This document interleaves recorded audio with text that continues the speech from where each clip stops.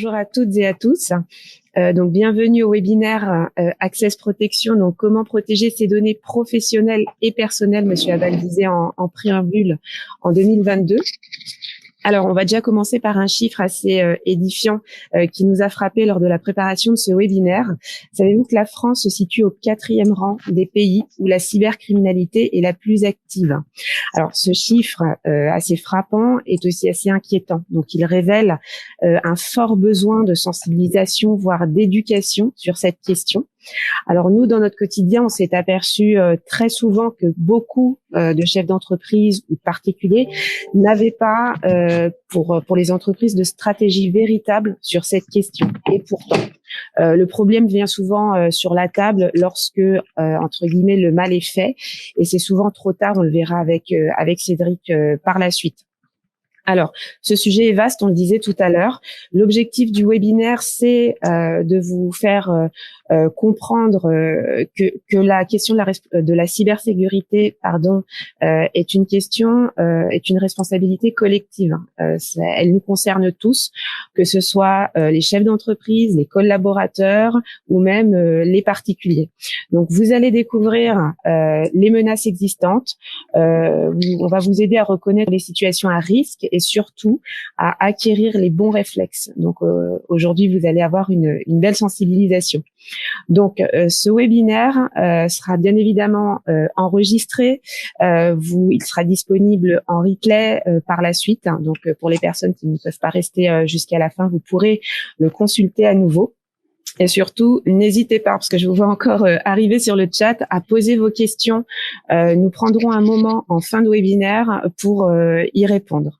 Voilà, donc ce webinaire sera présenté par Cédric Queiroz, donc notre responsable des systèmes de sécurité informatique donc chez Access Protection, et par Salah Abba, donc le fondateur et le dirigeant d'Access Protection, qui est à l'initiative de la création d'un service particulier chez Access Protection et qui concerne la cybersécurité. Bonjour Salah, bonjour Cédric. Bonjour Léla.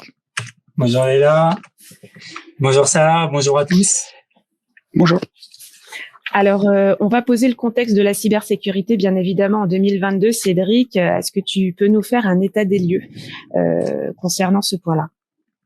Donc oui, bonjour à tous. Donc vous avez pu le voir dans l'actualité et surtout en faire votre propre expérience quotidienne que pendant la pandémie, les attaques via les emails ont explosé. Ces attaques sont des attaques qui sont visibles donc par nous tous, par finalement tous les utilisateurs, mais il y a d'autres attaques qui sont beaucoup moins visibles. Donc on va y venir un petit peu justement pendant le webinaire. Mais il y a des attaques qui viennent d'Internet, qui sont à destination de nos ordinateurs et de nos équipements qui sont connectés au réseau de l'entreprise ou dans les domiciles. Et finalement, et on a également des attaques qui viennent de l'intérieur, c'est-à-dire on a des connexions malveillantes qui peuvent venir des propres équipements qui sont chez nous, dans les réseaux internes, vers Internet. Donc voilà, on a des menaces qui viennent de l'extérieur vers notre domicile ou l'entreprise, et on a également des connexions qui peuvent s'établir de l'intérieur de notre propre réseau vers l'extérieur. Donc on va identifier justement ces différents types d'attaques. Alors, ce qui s'est passé, c'est que les attaques se sont multipliées du fait de la démocratisation du télétravail. Donc les entreprises, ils ont dû flexibiliser les règles de sécurité en s'ouvrant vers Internet. Ça, c'est la première des choses. La deuxième, c'est que c'est issu de la multiplication, de l'utilisation d'équipements connectés, IoT qu'on appelle, dans les réseaux d'entreprises et les domiciles communiquant vers Internet. On a également du tout digital, donc de la digitalisation des entreprises avec des volumes de données conséquentes, et également du nombre de personnes qui se recyclent dans l'entreprise du crime, devenant des cybercriminels, car une activité très lucrative. Alors, pour reconnaître finalement et identifier les méthodes de piratage, il faut déjà comprendre qui sont les cibles, donc des cybermenaces, et qui sont les cybercriminels. Les cybercriminels s'intéressent autant aux entreprises qu'aux particuliers.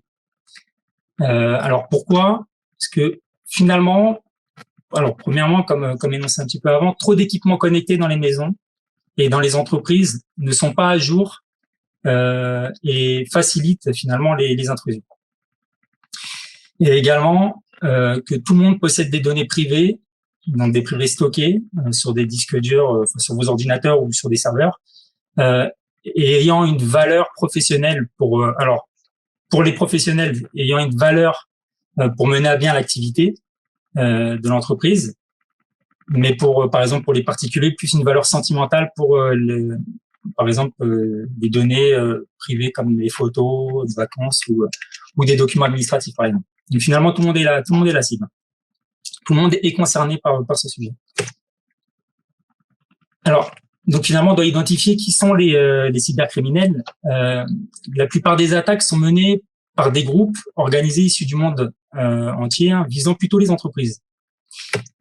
On a ensuite plutôt c'est des cybercriminels seuls. Alors c'est ceux qu'on représente le plus, avec la capuche. Donc comment c'est une image, mais voilà, c'est les cybercriminels qui sont seuls.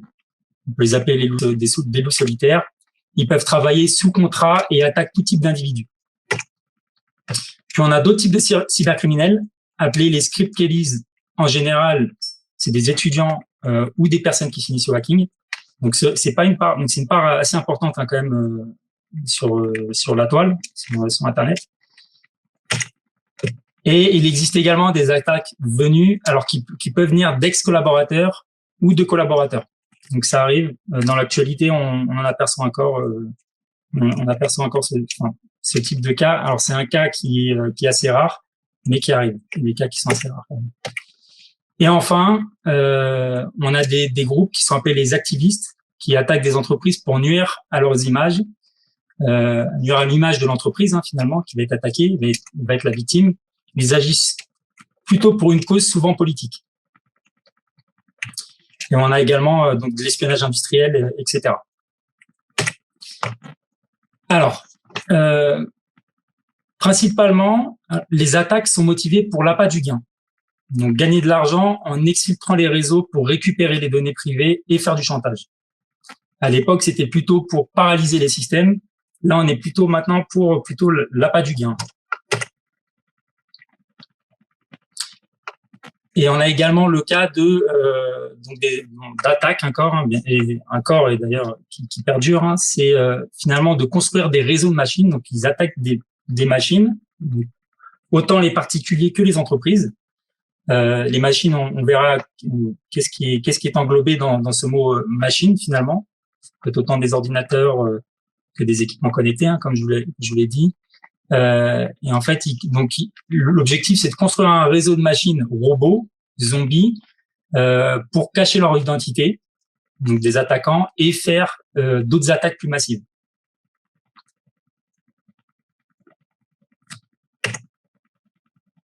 Donc voilà pour ce qui était de cette partie-là. Alors je sais pas si vous avez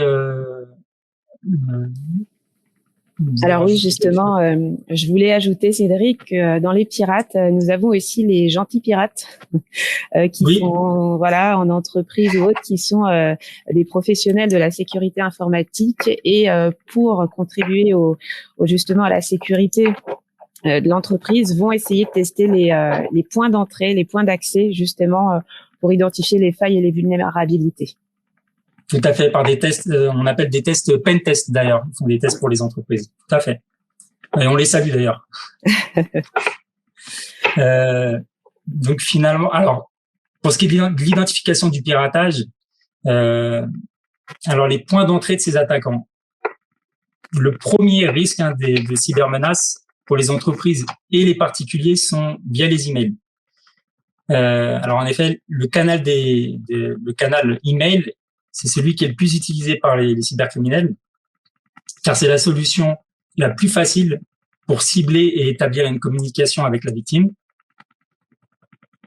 Et finalement, c'est tout le monde utilise ce type de canal.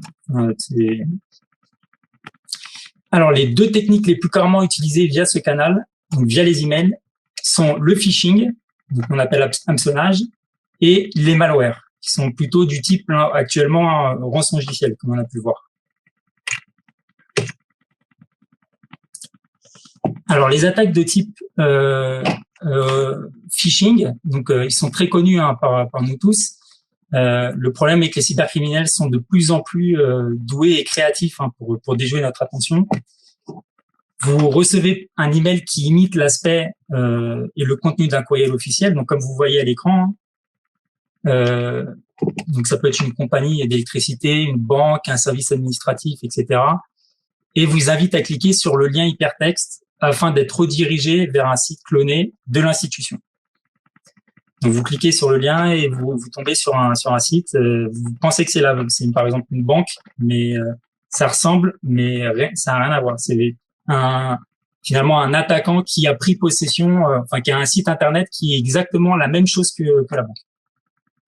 Donc on va vous demander à travers justement un formulaire de renseigner vos coordonnées ou votre login mot de passe, par exemple des informations privées. Et avec ces informations, le cybercriminel prend votre identité pour faire d'autres victimes.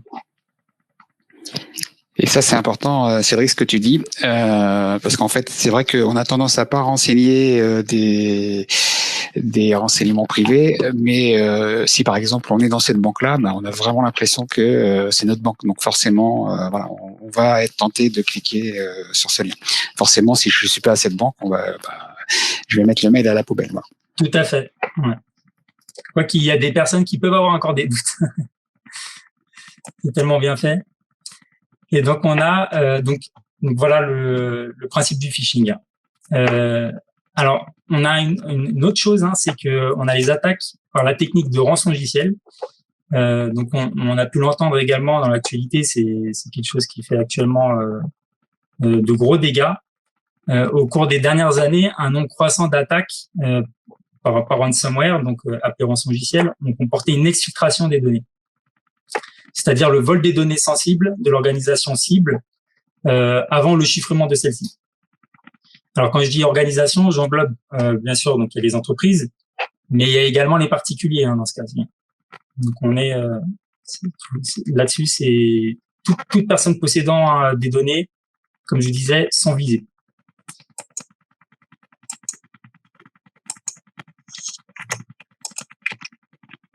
Alors typiquement, comment l'attaque se produit? Le cyberattaquant se fait passer pour un collaborateur, un client ou un fournisseur en envoyant un email avec un document infecté par un malware.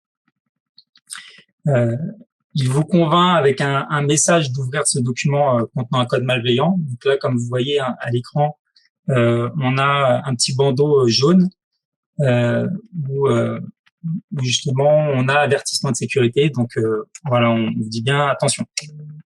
Mais comme ils sont créatifs, donc il va vous convaincre de cliquer sur le lien, d'activer le contenu. Alors c'est souvent dans le message, en fait dans le message que vous allez recevoir par email ou dans le fichier, il va faire tout pour que vous puissiez cliquer sur le petit bouton, vous voyez, activer le contenu. Donc en cliquant sur ce bouton-là, activer le contenu, un script va s'exécuter en arrière-plan pour établir une connexion de votre ordinateur vers un serveur sur Internet qui est sous le contrôle de l'attaquant.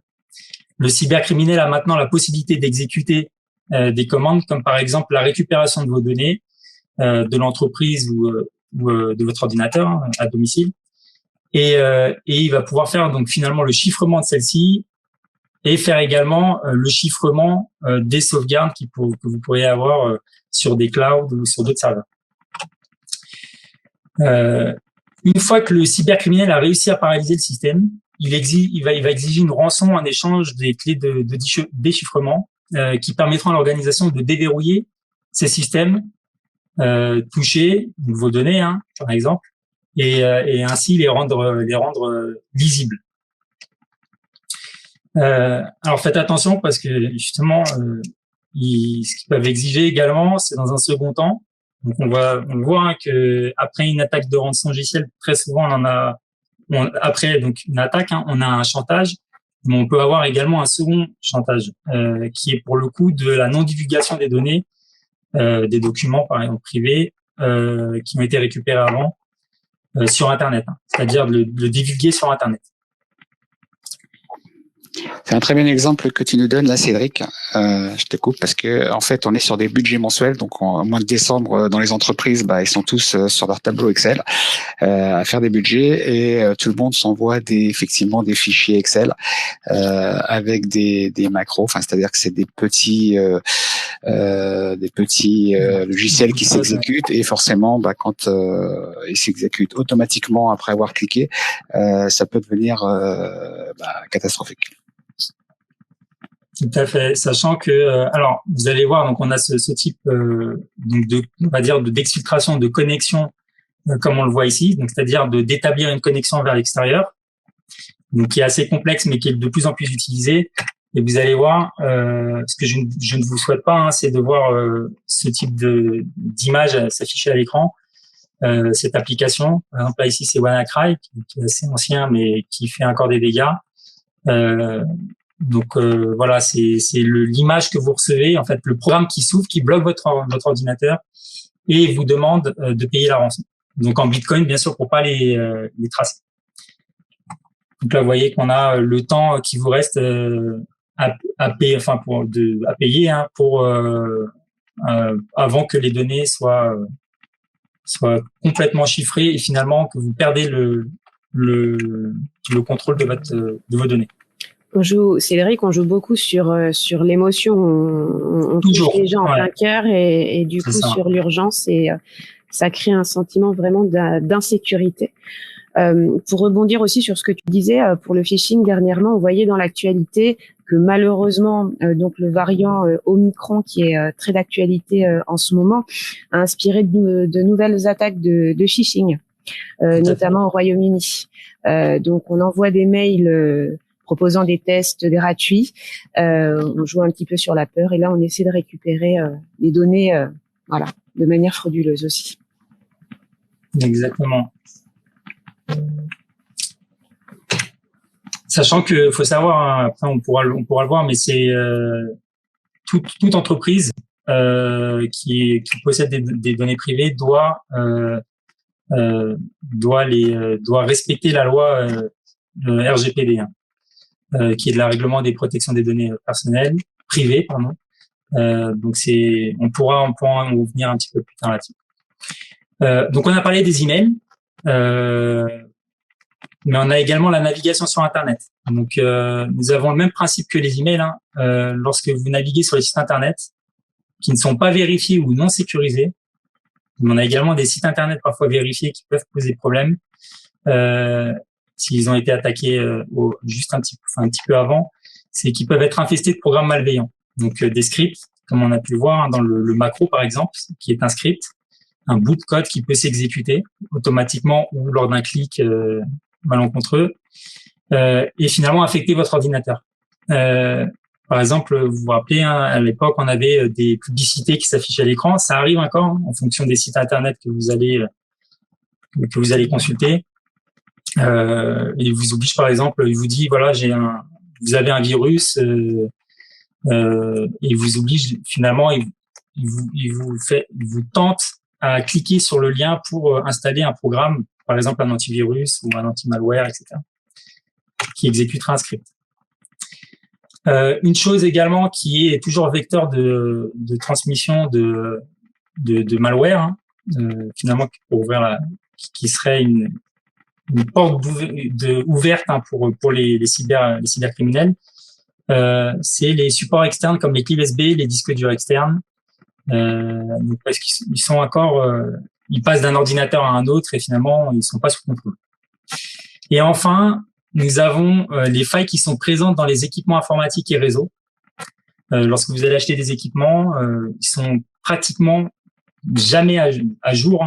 Si vous ne le faites pas dès le début, vous avez déjà une faille en fait. Au moment où vous avez acheté l'équipement et que vous l'avez installé, vous avez déjà une faille à la maison.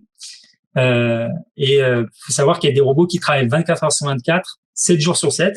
C'est des machines, des scripts, qui scannent Internet à la recherche d'une faille dans ces équipements. Et ces équipements-là, qu'on englobe, donc équipements, c'est les ordinateurs, les smartphones, les imprimantes, les serveurs de données, les smart TV, la hi-fi, les consoles de jeux, les caméras de vidéosurveillance, l'électroménager, la domotique, etc., etc. Et bien sûr, la plupart de ces équipements-là sont allumés, tout le temps allumés, ou en veille, donc on considère qu'il est allumé finalement, parce on peut le réveiller, et sont tout le temps connectés à Internet, jamais débranchés d'Internet.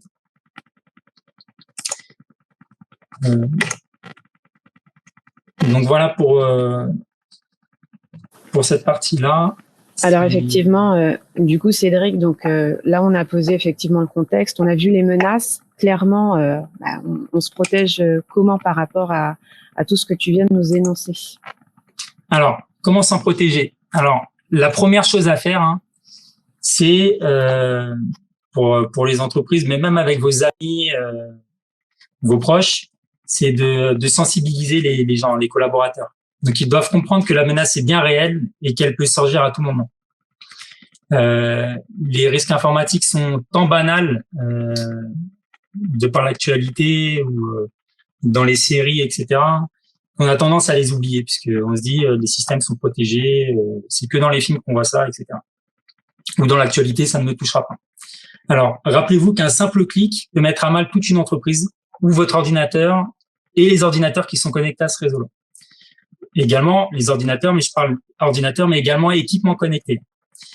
Donc, il faut former les collaborateurs, transmettre des communiqués dans les entreprises en rappelant les bonnes pratiques à adopter.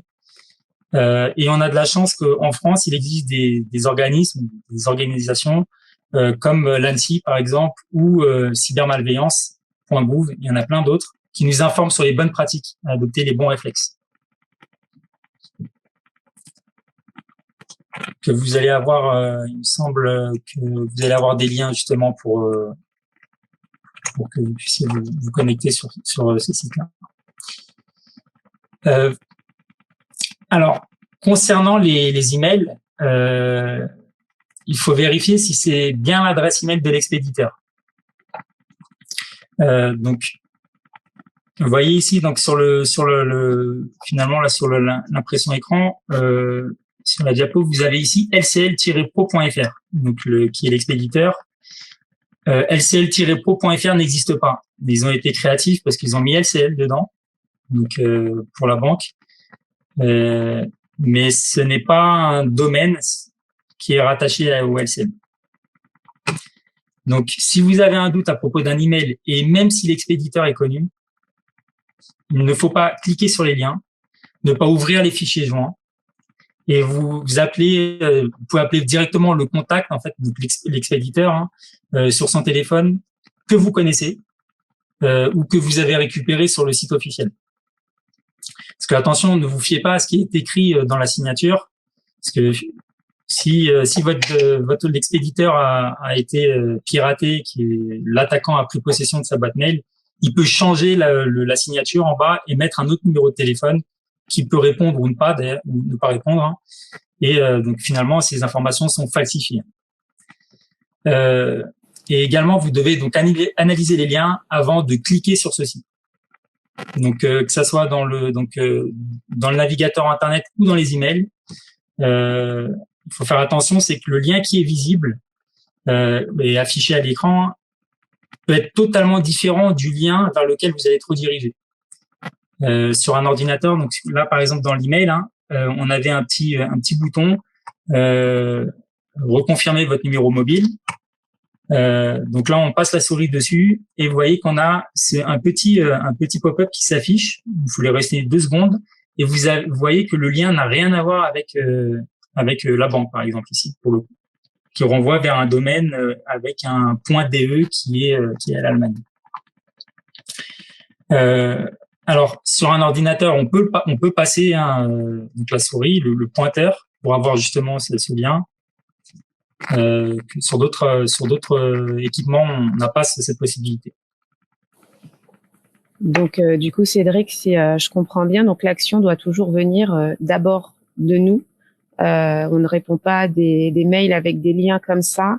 C'est d'abord, voilà, si on veut vérifier qu'on a bien eu un mail de notre banque, on les contacte ou on leur envoie un mail pour leur demander si effectivement ils ont voulu nous contacter, mais on répond pas si facilement, on clique pas si facilement sur un lien qui qui viendraient même d'une supposée institution. Tout à fait. Alors, ce qui est plus compliqué d'ailleurs pour nous, c'est que on travaille encore plus avec les téléphones et on ne peut pas le faire malheureusement. Alors, on doit compter ou sur un antivirus et firewall, donc on le verra plus tard. Hein. Mais vous pouvez pas passer le doigt et voir justement ce lien. Alors, si vous avez un doute, ne cliquez pas. Les téléphones, sont comme les ordinateurs, hein, sont vulnérables au malware. Juste pour noter, on pense souvent que le malware, le virus, est un .exe, donc un programme ou d'autres pour ceux qui connaissent un peu mieux, hein, des scripts .bat, etc. Un virus peut être inséré, donc un malware. On peut les retrouver dans les documents Word, les documents Excel, PowerPoint, PDF et même dans des images. Donc il faut être très vigilant sur ça. De manière générale, il est fortement déconseillé de travailler sur une session administrateur pour éviter l'exécution immédiate du virus et compromettre l'ordinateur et le réseau de l'entreprise. Très rapidement, vous avez un ordinateur, vous devez avoir deux sessions. Une session qui est administrateur de la machine, donc vous créez une session administrateur, et sur cette session, bien sûr, il faut mettre un mot de passe. Donc, surtout mettre un mot de passe sur cette session qui est administrateur. Et ce que vous allez faire, c'est qu'avec cette session administrateur-là, vous allez créer une autre session utilisateur, on appelle utilisateur limité, sur lequel vous allez également mettre un mot de passe. Toujours mettre un mot de passe sur une session. Et ce que vous allez faire, c'est que vous allez non pas travailler sur la première session, donc administrateur, donc quand vous allez travailler tous les jours, vous n'allez pas travailler sur cette session-là, vous allez travailler sur la session que vous avez créée avec votre nom, par exemple ici, vous voyez sur la capture, moi, le nom, prénom, qui est limitée. Donc, la session à privilégier pour travailler, c'est la session qui est limitée. Donc, de ce fait, si jamais vous avez justement un malware qui souhaite s'exécuter sur votre machine, comme vous êtes sur une session limitée, il ne va pas s'exécuter. En tout cas, il aura des difficultés à s'exécuter automatiquement et en s'installant dans votre ordinateur. Donc voilà, donc toujours travailler sur une session limitée. Vous allez, par exemple, vous installez un logiciel sur votre session limitée, hein, sur laquelle vous allez travailler tous les jours. En principe, si vous avez bien fait ces sessions, il va vous demander un mot de passe de l'administrateur pour installer le logiciel. Donc voilà, donc faire très attention sur. Et il me semble que Monsieur Abba là-dessus, je sais qu'il avait vu beaucoup de clients encore. C'est ça. Et on conseille même d'ailleurs d'avoir deux sessions administrateurs. Tout à fait. De manière à ce que s'il y en a un, enfin, faut toujours avoir un plan B. Bon, on est bien rodé chez Access Protection avec le plan A, le plan B. Donc bon, on essaye d'éviter d'aller jusqu'à Z, mais on a toujours une solution de secours.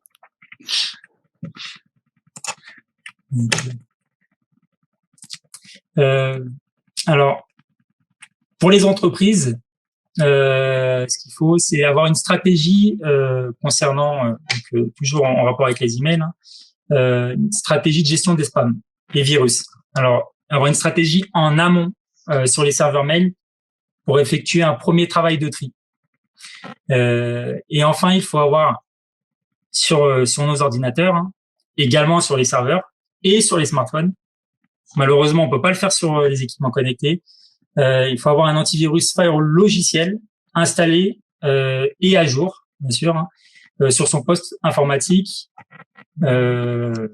pour justement contrer ces menaces. Parce que finalement, l'antivirus firewall, donc les deux combinés, c'est un des premiers remparts qui est totalement dédié à la protection de la machine. Comme la machine, l'utilisateur est derrière la machine, c'est un des premiers remparts. Donc, ils utilisent des technologies avancées pour la prévention, hein, analyse comportementale, analyse des processus en cours sur les PC, les serveurs, et remédiation des ransomware. Donc, remédiation en cas de problème, on peut faire un retour arrière. Alors, vous devez mettre à jour les systèmes d'exploitation. Donc, ça concerne donc tout le monde, les Windows, les macOS, les Linux, et il faut également mettre à jour les logiciels que l'on utilise de tous les jours, les applicatifs, par exemple le pack Office, PDF, les lecteurs PDF, etc. Et également les applications métiers. Donc ça concerne les serveurs, les ordinateurs, les smartphones également. Donc toujours être à jour. Pour corriger les failles connues, malheureusement il y a des failles qui sont au jour, donc les 0 days. Donc c'est pour ça qu'il faut toujours mettre à jour ces équipements. Les navigateurs Internet sont concernés également et on les oublie. Veuillez les mettre à jour également parce que c'est demandé. Une des choses également les plus importantes, alors tout est important, mais comme on a dit que les données avaient une grande valeur, il faut évaluer vos systèmes de sauvegarde de fichiers. Vous l'aurez compris, les données sont très importantes. Elles sont très importantes pour nous tous et une stratégie doit être définie pour éviter de gros ennuis. Donc, en cas de chiffrement de vos données, vous n'aurez pas la possibilité de les restaurer. Donc, comme on l'a dit, ne pas utiliser les supports externes Alors, en entreprise, il faut les bannir. Nous, on les considère interdits. Il est possible de désactiver le montage des périphériques de stockage. Donc, ces équipements, on peut les désactiver. Et en plus d'éviter de potentielles failles, virus, vous allez éviter les fuites de données. Vous pouvez également perdre, casser, etc. Pour ce qui était donc finalement de la navigation sur les sites internet, donc ne pas aller sur les sites internet qui ne sont pas de confiance. Donc dans vos navigateurs internet, il est fortement recommandé de désactiver par défaut les composants qui peuvent vous sembler, alors ici, mais il faut faire une petite recherche. ActiveX, JavaScript, Flash Player. Donc petit rappel, un site qui est en HTTPS, donc censé être sécurisé, avec un canavère ne signifie pas forcément que celui-ci est sécurisé. Donc, on parle à tort que c'est un site internet sécurisé.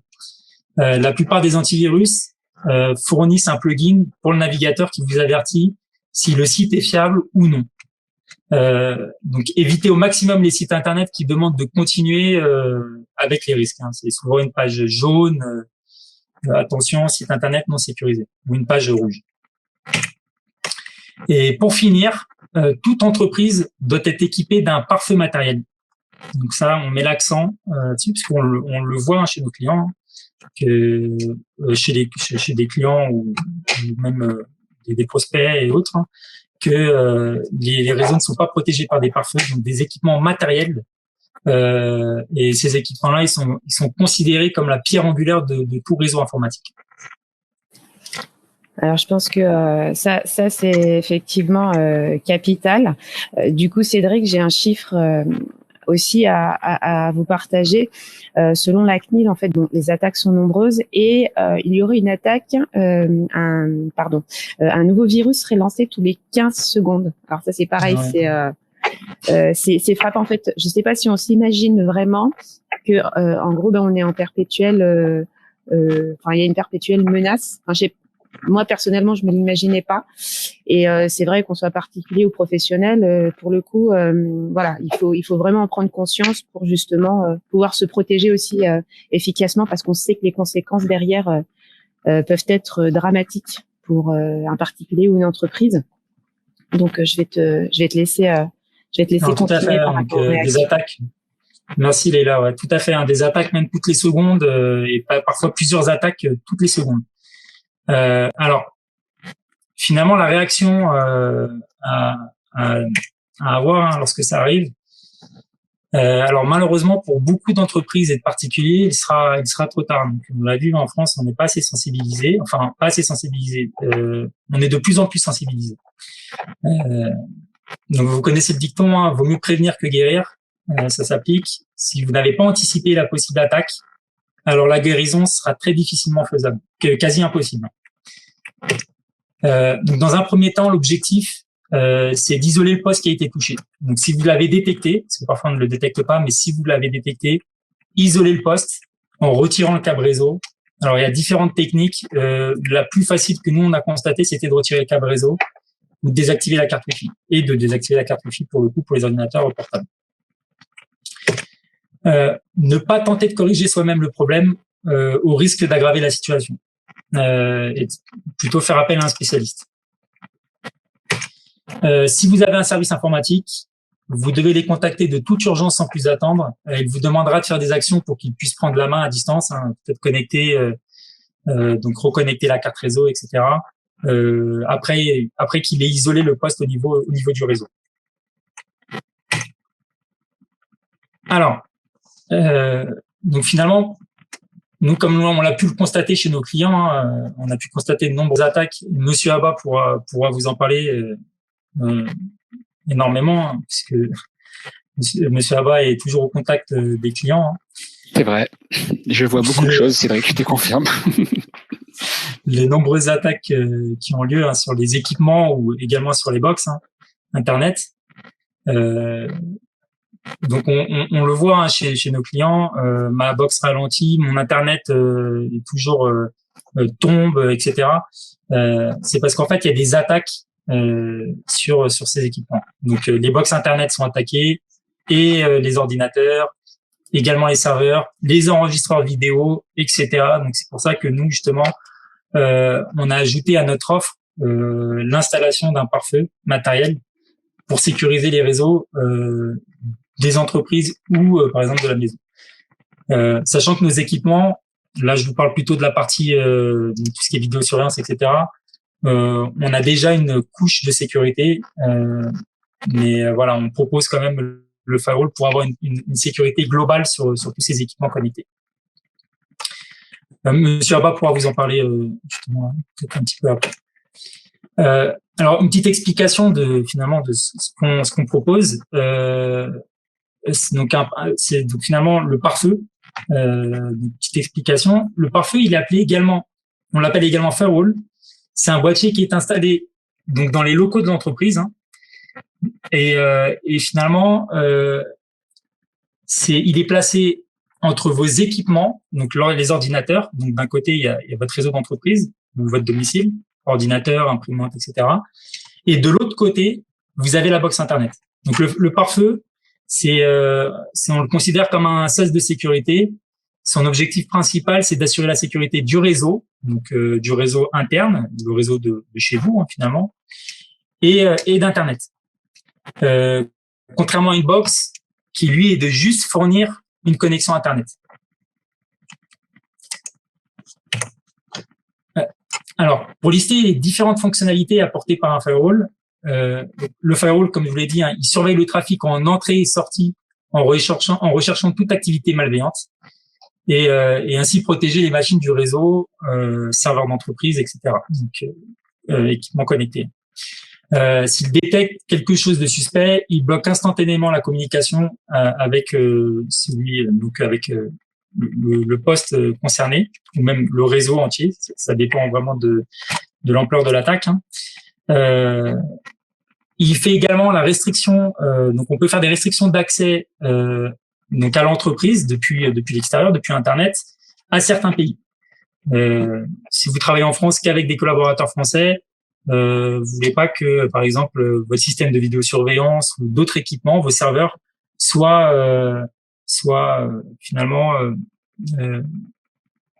accessibles depuis un pays qui est, par exemple, comme la Russie, la Chine, etc. Donc, on parle de l'extérieur, de la sécurité depuis l'extérieur, mais également une sécurité qu'on doit mettre à l'intérieur même du réseau, puisque comme je vous l'ai dit, hein, l'attaque peut venir également de l'intérieur et se propager d'un ordinateur à un autre, d'une machine à un autre. Pour ça, on a une fonctionnalité donc on peut faire la création de sous-réseaux, hein, qu'on appelle VLAN, Virtual LAN, pour rendre étanches les différents services de l'entreprise. Par exemple, le service direction est séparé, étanche, on va dire, un réseau à part, un propre, de la comptabilité, du marketing, du technique, des stagiaires, par exemple. Donc, on peut séparer tous les services. Ils continuent à communiquer, mais sous restriction et sous contrôle. Finalement, en cas de faille d'un équipement, l'attaquant il aura de grandes difficultés de se déplacer librement sur le réseau.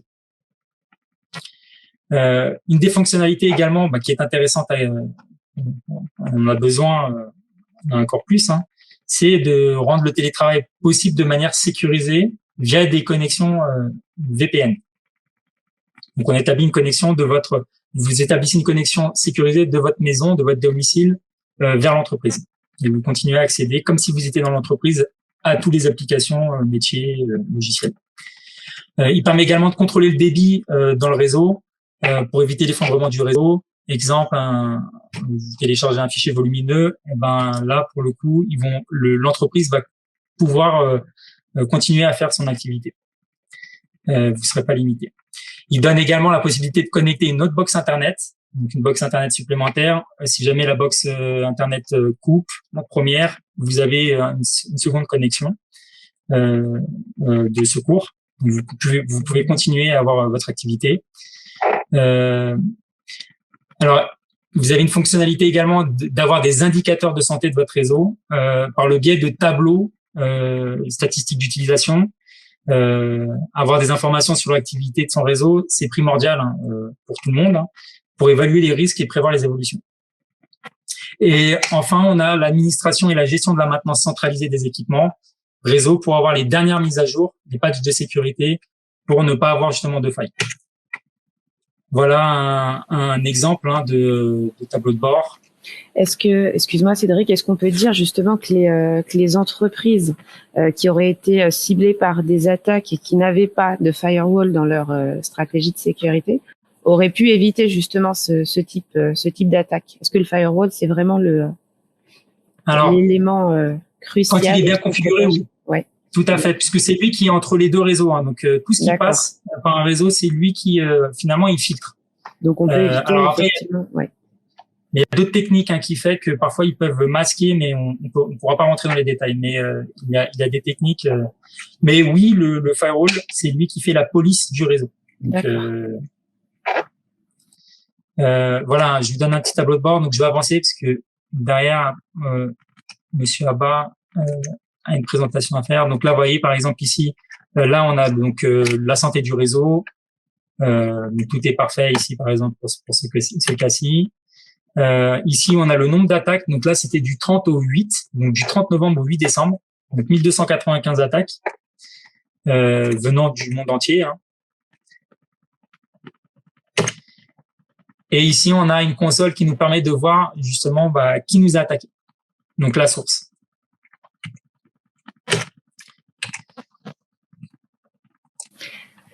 Alors effectivement, c'est quand on regarde comme ça, c'est assez édifiant, inquiétant, c'est ce qu'on disait tout à l'heure.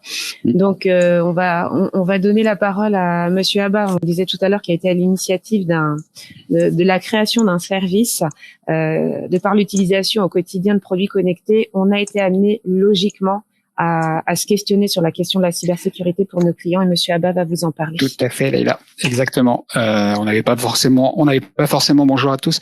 On n'avait pas forcément vocation à faire de la cybersécurité, parce que on était dans la sécurité, on va dire notre métier de base, c'est la sécurité électronique. Mais à partir du moment où on vend des produits connectés, tels que des alarmes, tels que de la vidéosurveillance, du contrôle d'accès ou autre, forcément, on se devait de sécuriser nos équipements et les réseaux des clients. Voilà. Merci Cédric pour cette intervention toujours aussi complète et simple. Alors j'avais demandé à ce qu'elle soit le plus simple possible parce que ce qui m'intéressait, c'était qu'elle soit ouverte au public le plus large possible. C'est vrai qu'il y a beaucoup de gens qui sont experts en la matière et autres, mais je trouvais que j'ai envie que ce soit vraiment ouvert aussi aux particuliers, parce qu'on oublie toujours les particuliers, parce que je pense que l'équipement de firewall chez les particuliers est vraiment minime et les risques sont vraiment également très élevés. Voilà. Alors, je vais reprendre, si tu me permets, la main, ou si quelqu'un peut m'autoriser le partage. Merci. Je vais d'autoriser tout de suite le partage. Voilà, vous voyez mon écran, c'est parfait. Oui. Alors, déjà peut-être, j'en ai profité donc pour scruter un petit peu. Il y a pas mal de questions, donc on y répondra, je vous le promets. J'ai commencé à scruter également qui était connecté. C'est vrai qu'on est pas mal, donc ça fait toujours aussi plaisir. Donc mes équipes nous avaient demandé de vous préparer 2 offres. Donc je vais vous présenter 2 belles offres, une pour les particuliers et une pour les entreprises. Mais Leïla, si tu me permets, j'ai vu qu'on était, je sais plus jusqu'à quelle heure on a. J'ai vu qu'on était nombreux. Je te propose, si tu veux bien, qu'on, en fin de webinaire, dans 24 à 48 heures, on fasse un tirage au sort avec tous les gens qui se sont connectés et je vais vous proposer une solution. Alors, c'est pas prévu, mais je vais vous proposer une solution où on offrira 1 an de matériel et 1 an de service tout inclus concernant une solution de cybersécurité.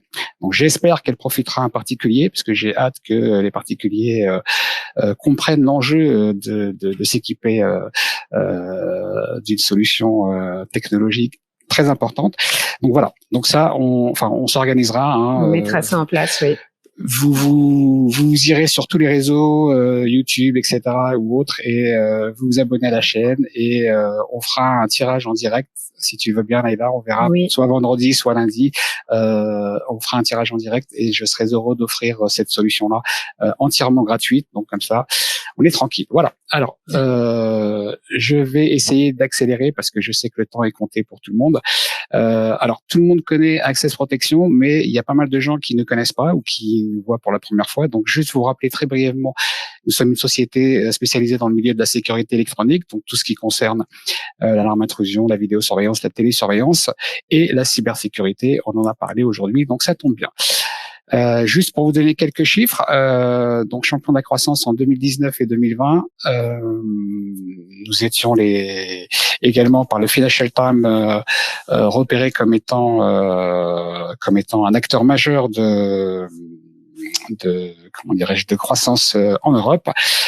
Nous étions lauréats aussi du 91 d'or pour le prix de la femme dans l'économie, donc qui était décerné par le MEDEF avec le Grand Paris Sud. Access Protection, c'est une cotation assez forte, 96 sur 100, donc une cote A. C'est important aujourd'hui d'avoir un acteur qui est solide sur le marché.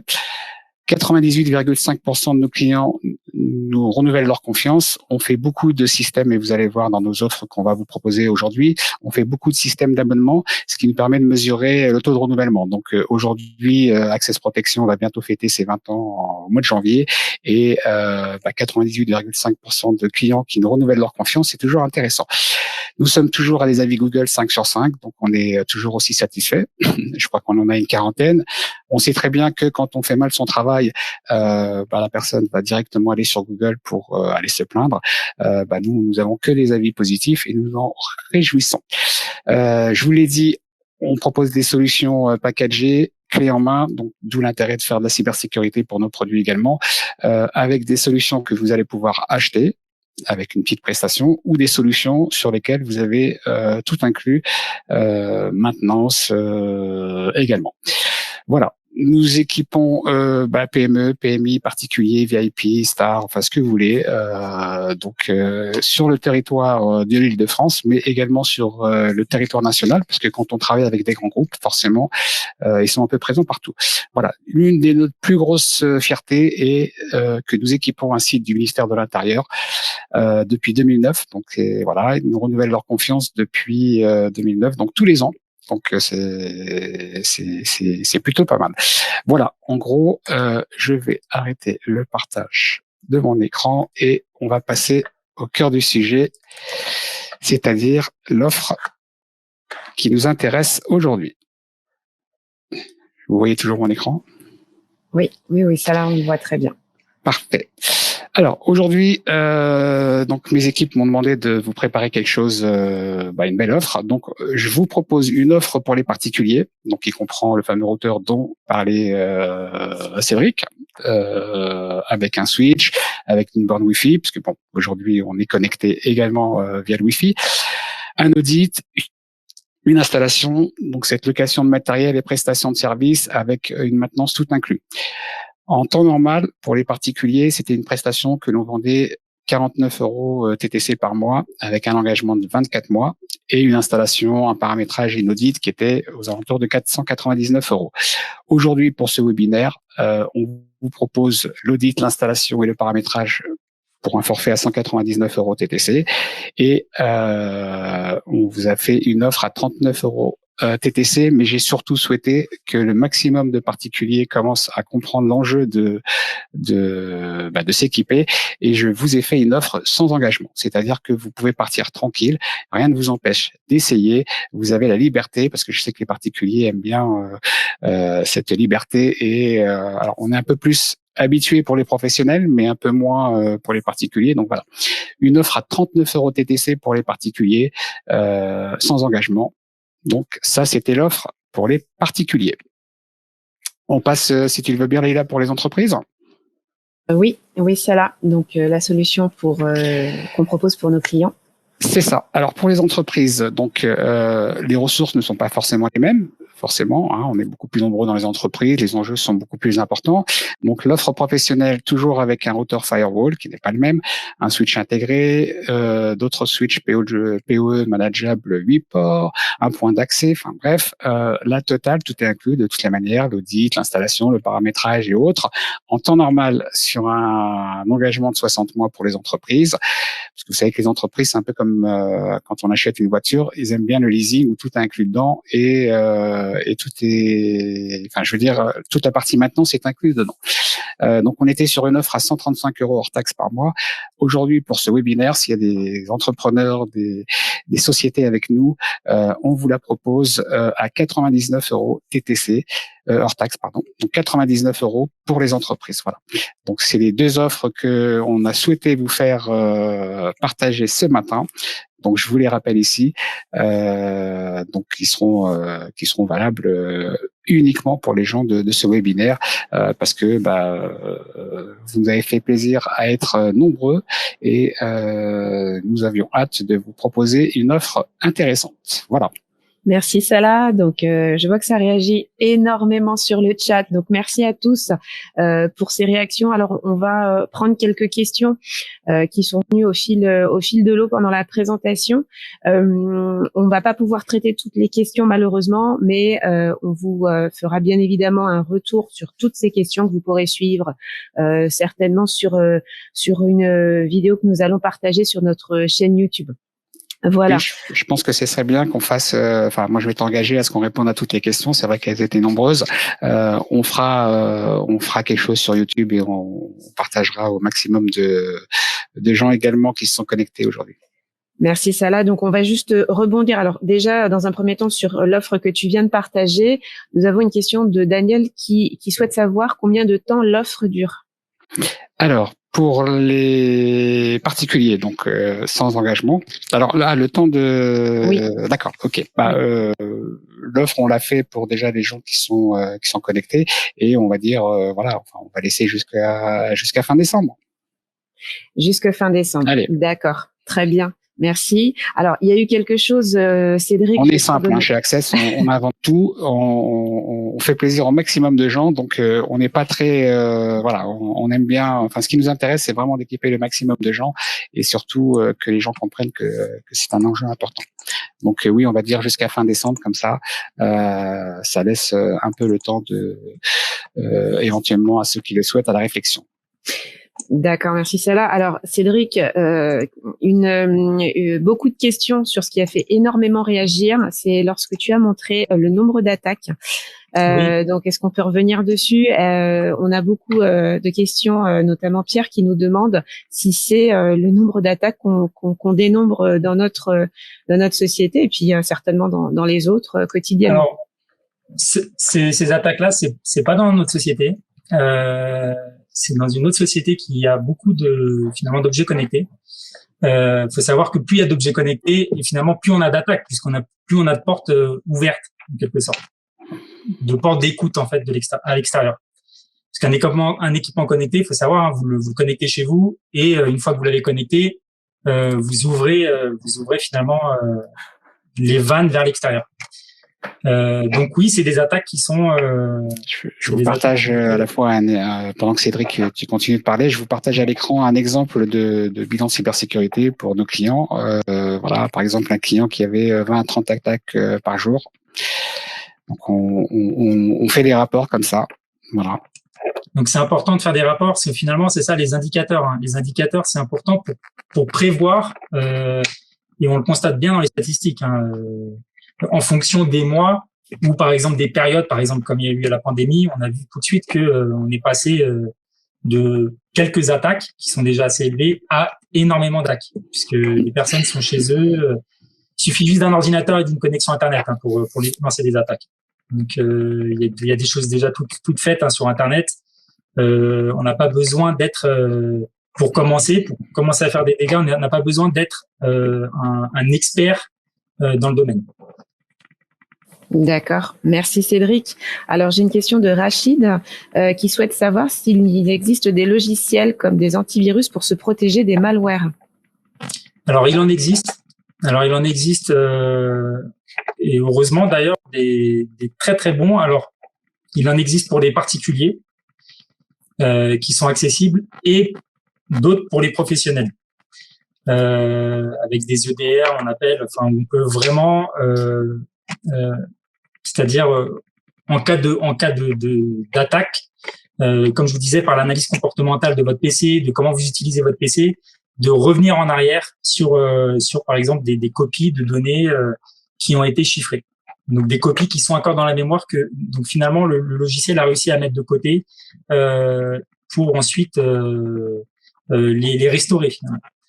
Donc il existe différentes solutions. Donc ça c'est quelque chose qu'on pourra vous conseiller et d'autres partenaires avec qui on travaille dans la sécurité, hein, puisque on n'est pas tout seul, seront à même de proposer. Merci Cédric. Alors on a pas mal de questions concernant le télétravail, parce que c'est forcément d'actualité. Faiza nous demande que si ma box est touchée, y a-t-il un risque que je contamine mon ordinateur de travail, donc en télétravail? Alors oui, il y a un risque, puisqu'il y a toujours des risques par rebond d'un matériel vers un autre.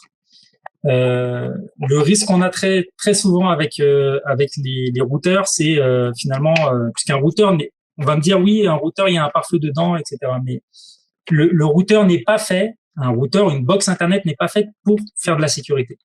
Donc c'est un des premiers remparts, mais parce que les opérateurs ils étaient dans l'obligation de le faire. Le problème c'est qu'ils ne sont pas à jour puisqu'il faut faire des mises à jour sur des millions de routeurs, de box internet. Donc finalement ils ont des failles. Donc le problème qu'il y a, oui, la box peut être attaquée et ensuite attaquée par rebond d'autres machines qui sont connectées au réseau. C'est pour ça qu'il faut avoir un antivirus toujours. Si vous êtes à la maison, un antivirus firewall. Je précise bien les deux. Et je voudrais rebondir sur ça, Cédric, par rapport à ce que tu dis, parce que je suis désolé, aujourd'hui, j'en ai beaucoup aux particuliers, parce que j'ai vraiment envie.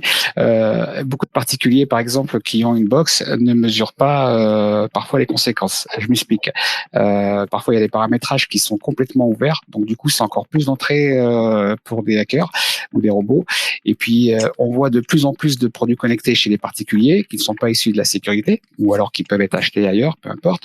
Je vois beaucoup d'objets connectés, Alexia, bonjour, avec des micros qui sont branchés en permanence ou autre, et des gens qui nous disent oui, mais moi j'ai rien à cacher, donc j'ai pas de problème ou autre. Mais ce qu'on ne mesure pas et ce qu'on ne comprend pas, c'est que en fait des gens peuvent venir chez vous pour après aller chez d'autres sociétés sur lesquelles ils sont bannis. C'est-à-dire que quelqu'un, une entreprise, n'a pas de cloud en Russie, n'a pas de club, va couper la Russie. Donc, quelqu'un de Russie ne pourra pas rentrer chez lui. Or, cette personne peut rentrer chez quelqu'un, un particulier par exemple, où tout est ouvert, donc pour pouvoir après aller attaquer une société française, et donc du coup vous en êtes aussi forcément responsable. Et c'est vrai qu'on mesure pas les enjeux, les responsabilités, parce que les conséquences on les mesure plus pour les entreprises, mais il faut aussi les mesurer pour les particuliers, parce que on aime nos enfants, on aime notre famille, et indirectement quand on voit que à nos enfants, à tout le monde, on donne des produits connectés connectés sur Internet. C'est vrai que c'est important. Voilà. Très bien. Alors ça va être. On va arriver à la fin. Juste une petite dernière question pour ouvrir un petit peu la présentation est terminée. Donc Robert nous a demandé. Donc il souhaite savoir comment on choisit ou on installe un firewall. Donc ça, je pense que on pourra y répondre. Et surtout, est-ce que on a prévu un autre webinaire sur cette question? C'est l'occasion aussi peut-être de s'ouvrir sur autre chose. Cédric. Rapidement, puisqu'on va conclure. Nous, on pourra ouvrir par thème. Je pense qu'on fera par thème parce que je pense qu'on fera par thème parce que j'ai vu aussi passer. Je te coupe. J'ai vu passer des questions sur des vidéosurveillance. J'ai vu passer des questions. Oui. Voilà. Donc pas de souci. On essaiera d'organiser des webinaires par thème. Comme ça, on essaiera de répondre et de donner le maximum d'informations à tout le monde. Je vous ai mis à l'écran, je ne sais pas si vous le voyez, un exemple type parce que j'ai vu passer une question concernant de la vidéosurveillance ou autre. Donc, on fait les particuliers, on fait également les entreprises. Là, je vous montre à l'écran un grand projet qu'on a fait pour une chaîne de magasins avec plus de 300 magasins pour lesquels on s'est occupé de la partie alarme intrusion, de la partie vidéosurveillance et de la partie forcément cybersécurité avec le Wi-Fi ou autre sur nos clouds. C'était important parce que on a beaucoup de magasins aujourd'hui qui achètent des solutions très basiques avec du Wi-Fi ou autre, et vous avez le voisin qui se connecte sur du Wi-Fi et qui peut aller sur des sites pas très recommandables. Voilà. Donc on fait un maximum de choses. Donc voilà, on essaye. N'hésitez pas à revenir vers nous pour avoir des questions, enfin pour avoir des solutions. Vous avez une équipe en or chez Access Protection que je remercie encore. Je voudrais remercier toutes les équipes pour ce beau webinaire. Merci l'équipe marketing, merci l'équipe réseau télécom, communication et cybersécurité. Et en plus, on a réussi, je crois, Laïla, à tenir dans les temps. Ben oui, on y est presque. Donc ça c'est bien. Donc merci à tous. Effectivement, merci Cédric, Salah et toute l'équipe. Merci à vous de nous avoir suivis également. Donc vous pourrez bien sûr, je vous l'ai dit, retrouver le replay de cette présentation. Pas de souci, qui va vous être envoyé par mail. Je vous laisse nous donner aussi vos impressions sur le chat. On est toujours friands de vos retours et de savoir ce qui vous a plu et ce que vous aimeriez voir développer. Vous retrouverez bien évidemment tous les éléments dont vous a parlé Monsieur Abba concernant le tirage au sort qui aura lieu sur nos réseaux dès la semaine prochaine. Restez connectés avec nous. Voilà. Je vous dis à très bientôt. Au revoir. Merci à tous. Merci.